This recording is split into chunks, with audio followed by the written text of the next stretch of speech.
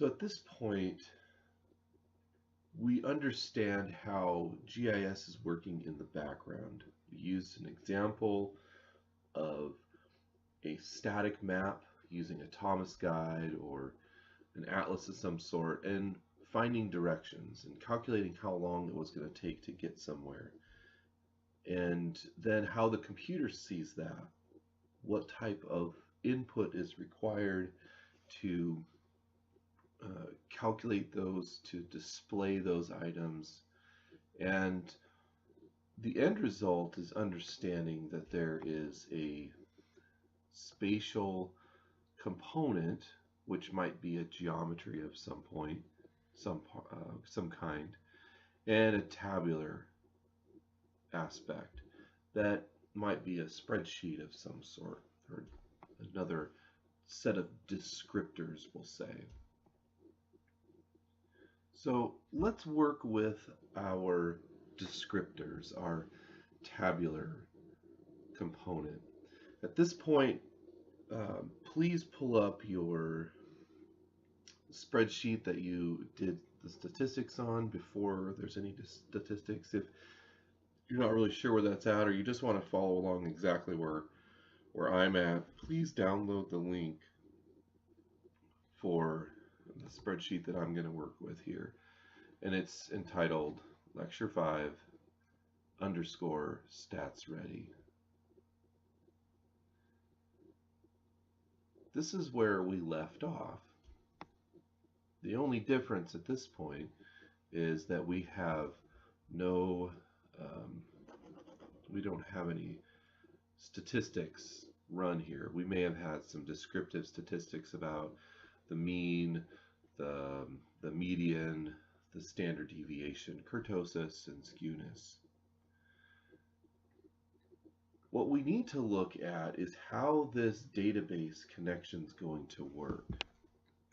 And it is based on the subject and the spatial component we're going to cover in the next video. What we have to address, though, is some database rules. There's another resource posted for you to download, and this is a sample of do not do's, and as you go through your practice, you may want to add to it and jot down your own notes. But these are the most common problems that students have, especially when it gets to exam time and things kind of get short on time and you're hurrying. We want to make sure that we have this well understood. So in the very first part, do not use spaces. Let me show you an example of an error that's already taking place, and that is right here. Total population. Right here is a space. Total space population.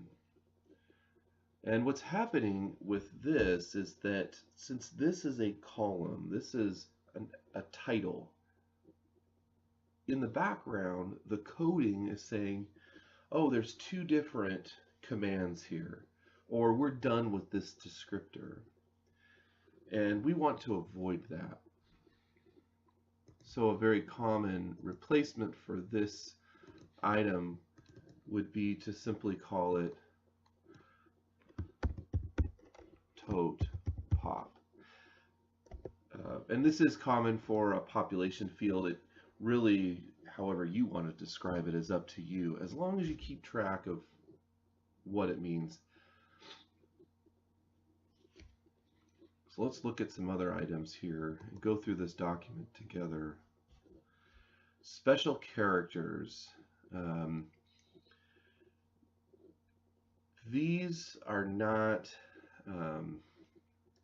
they might be common, or let's call it keyboard slang in some of our vernacular, but some common errors really would be when we go to normalize our data, that we would use this divisor, right? So this slash becomes our divisor, or we're thinking about money. So all of a sudden, we just want to keep it simple and only use one character, and we'll do this $sign, right? Best to get around that is simply to use an abbreviation. You can say doll per person, or if you're using a different currency, you can simply say income per person, or whatever works for you. This is just not Twitter. This is not social media. We need to be aware that these special characters are going to cause problems, especially when you think about special characters like the asterisk. It's not a very good asterisk, but the asterisk actually represents a mathematical command in the coding, where it says multiply this by something else, and it means multiply. So for us, we think, oh, no big deal, but let's just use it. Well, to be honest, we're probably not going to use that asterisk a lot, but guess what? The parentheses, greater than or less than, those are also mathematical operators that can cause issues. Okay. So we're going to stay away from special characters. The other issue that comes up quickly is the use of numbers at the beginning. You can use them in the descriptor, but you need to make sure that you do not start. So when you get your data, let's say that you're going to compare several years, and so your title, your descriptor title, you might want to call it 2015 and then have another column be 2016, etc., etc. This causes some confusion in the background as well. So a common fix or a reasonable fix might be simply to incorporate what it is and then the year, or if it's a sequence, first, second, third, as long as you keep track in the background. Now, a common error that also shows up is using reserved field names. The same as the asterisk or the parentheses, greater than, less than, having an operator concept, so do things like date and values. So really, if you think about Visual Basic, this is actually a command subset, right? That this field has this format. So we want to be careful about leaving it in this form. So just add date and then say maybe date 2015, or values, or just get rid of the S and add a descriptor onto it. So although it may seem like it's simple, you're really doing yourself more harm than good, especially when you're under the gun and something goes wrong. We want to eliminate some of this potential issues. So we want to make sure that we're ready to go on our join, and we're going to look at our descriptors. So here, subject, one word, it's not reserved, there's no special characters. Total population has been changed to where it's now tot pop. It's an abbreviation. I can read it, somebody else can read it and generally get an idea what it is. There's, again, no special characters, no reserved items or reserved names. Male and female, again, pretty straightforward.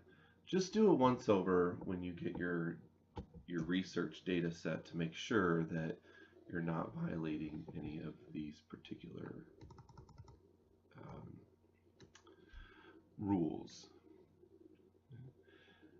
So go ahead and save this as a modified version to wherever it is you think it should go. And I'm going to call it Lecture 5 Join Ready. And I'll have this posted for you as well.